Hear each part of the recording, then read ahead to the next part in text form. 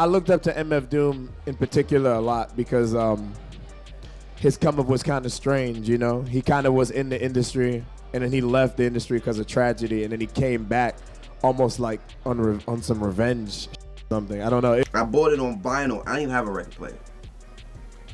I bought it on vinyl just to stare at the album. And I stared at it and I just kept going, I understand. If you were to choose a career and or fan base, which one would you rather have, Drake or MF Doom? Drake obviously is a massive star, but I don't think he ever really had an MF Doom type fan base or MF Doom type fans. There were people who would save money, buy a ticket, make arrangements to go to a Doom show. They would use PTO, take time off of work, take the time to travel there. Doing all of that, knowing Doom may not even be there when they show up. Mike Flynn today, it was the old MF Doom line, snitches telling all their business, sitting in court and being their own star witness.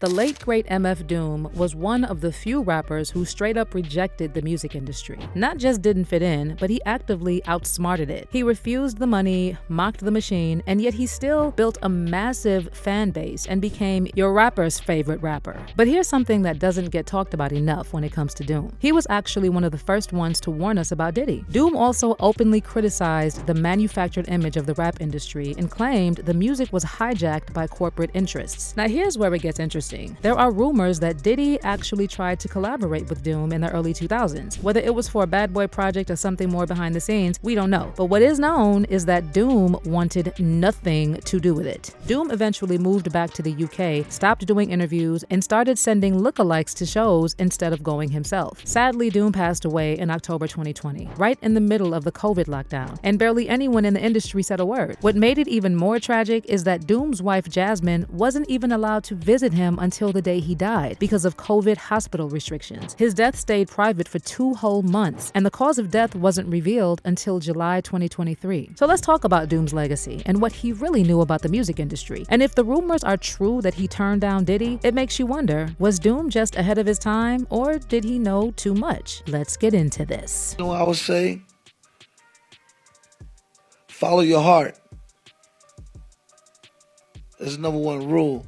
Follow your heart. So there are some new rumors making the rounds among MF Doom fans that Doom was approached by Diddy in the early 2000s and offered some kind of collab or deal. But of course, Doom didn't just turn the offer down, he laughed it off. People close to the scene say he was straight up disgusted by everything Diddy stood for in hip-hop. See, where Diddy turned rap into a business empire, Doom treated it like a sacred art form. Remember, Diddy told us himself, "Don't worry if I write rhymes, I write checks." Well, that one sentence summed up everything Doom was against.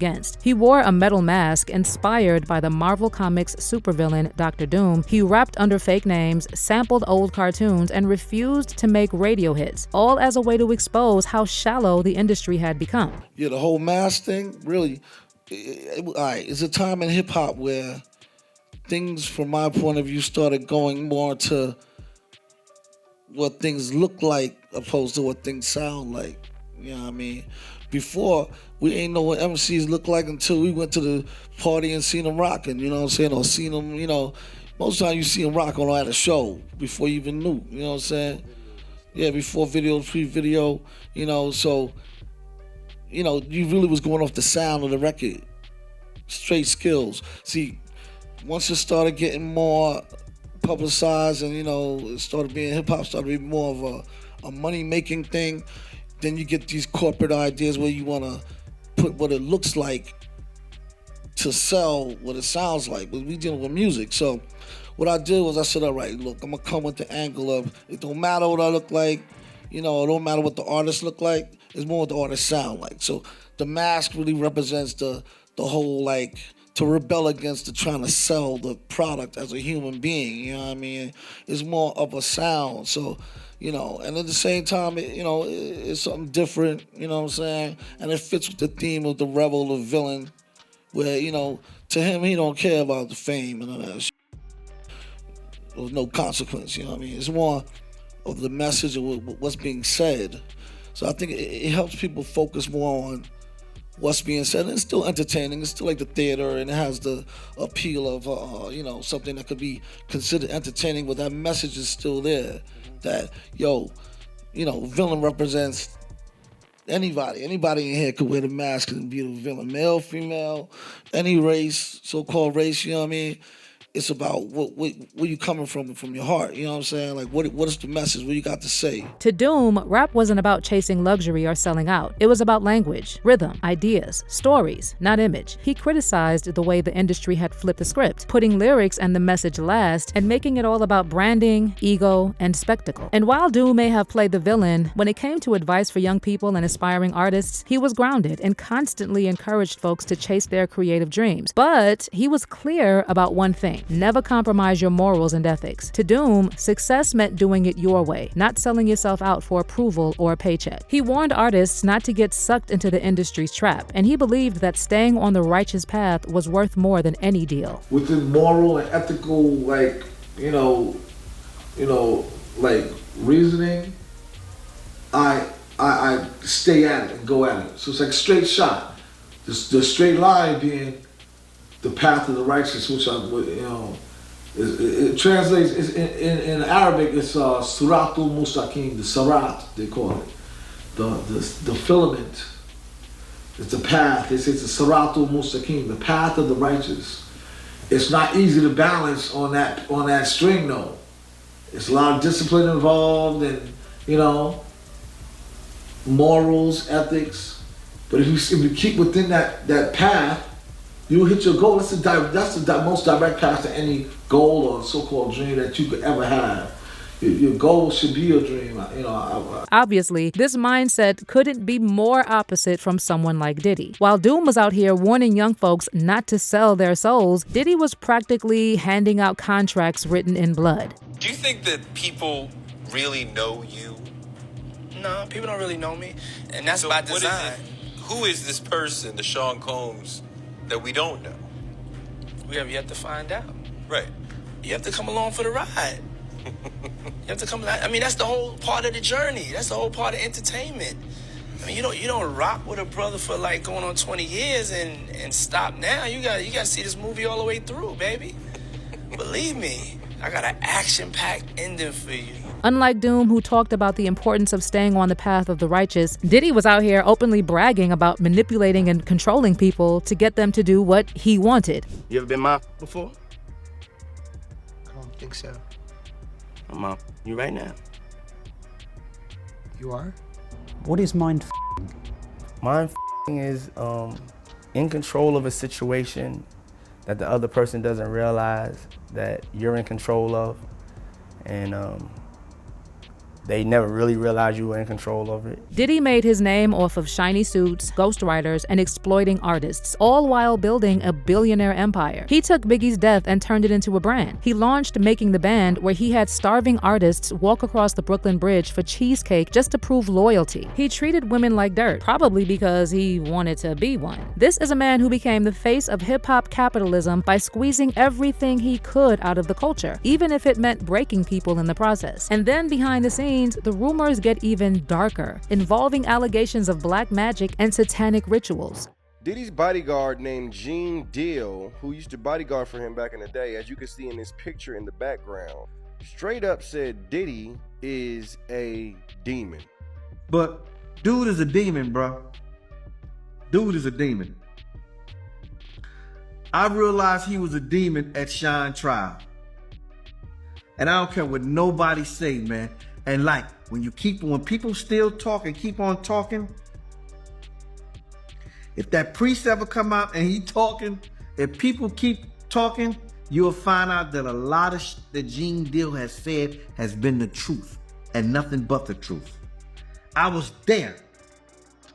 I was there when that priest or whoever he was rubbed that stuff on his head, put his hand on top of him, told him to grab the bird out the cage, the white dove, and he threw the dove in the air, and the dove acted like he ain't have no wings and hit the fucking ground. Boom! That motherfucker started walking my way. I'm looking like this, bro. I'm like,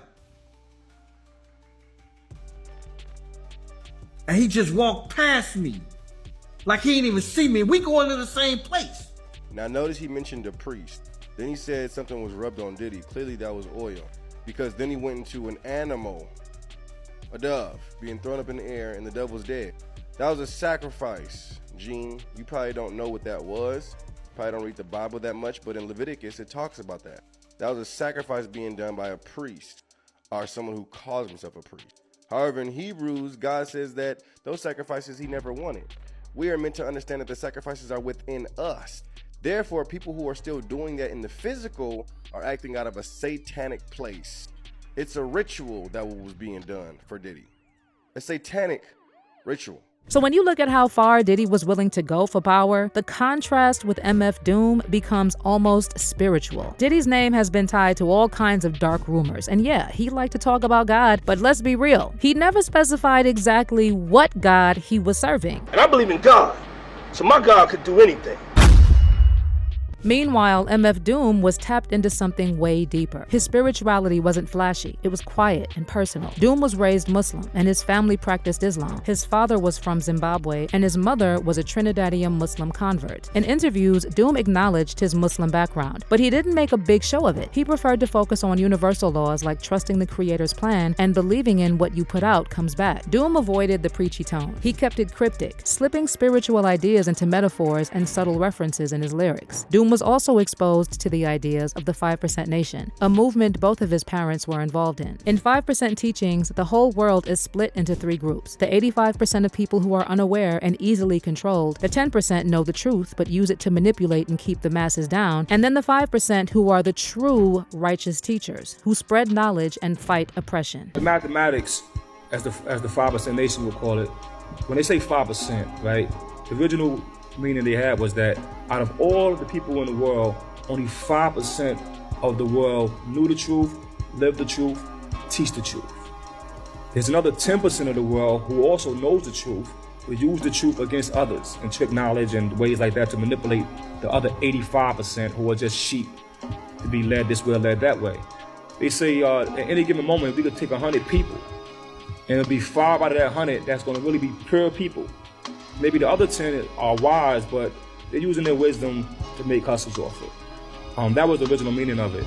So if you look at the MF Doom versus Diddy story through this lens, it fits almost too perfectly. Diddy would definitely fit the description of the 10%, the savvy industry mogul who knows how the game works but uses that knowledge to build an empire at the expense of others. He's the puppet master, the one exploiting the system, putting money and power over integrity. While Doom represents the 5%, the masked villain who actually understands the truth about the music industry and capitalism. But instead of selling out, he chose to educate and uplift through cryptic bars and underground art. He warned others to stay aware and keep their morals and ethics intact, refusing to be a cog in the machine. So this contrast isn't just about rap styles or fame. It's deeper than that. You got Diddy, who used his knowledge to manipulate and control, while Doom used it to liberate and expose. In the end, this isn't just a story about 2 artists. It's about 2 legacies. MF Doom never sold millions of records. He never won a Grammy. He didn't need to. His music was too layered, too raw, too real for the mainstream. But what he left behind is one of the most respected and culturally important bodies of work in hip-hop history. He walked away from the spotlight, but became a legend in the shadows and a symbol of what it means to stay true in a world built on lies. And then there's Diddy, billion-dollar empire, hit records, fame, power, and now broken, alone, and most likely spending the rest of his days behind bars. His name used to be at the top of every chart, but now it's a synonym for depravity, darkness, manipulation, and the worst parts of the music industry. Whatever legacy Diddy thought he was building has crumbled because he chose to serve the dark side. But now let me hear your thoughts on MF Doom's legacy. Do you believe he knew even more about the industry than he let on? Was he warning us all along? And where do you think Diddy's story ends? Leave your comments below and don't miss this next story.